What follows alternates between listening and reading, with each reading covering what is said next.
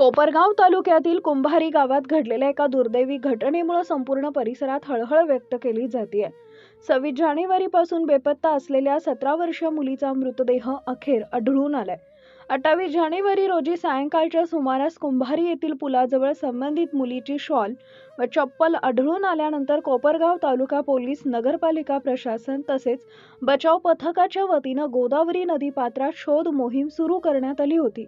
अखेर शुक्रवार दिनांक 30 जानेवारी रोजी रात्रीच्या सुमारास कुंभारी परिसरातील राघवेश्वर मंदिराजवळ या मुलीचा मृतदेह आढळून आला।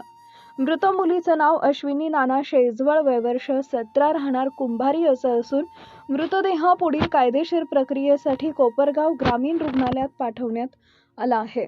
दरम्यान या घटनेचं नेमकं कारण अद्याप स्पष्ट झालेलं नाहीये।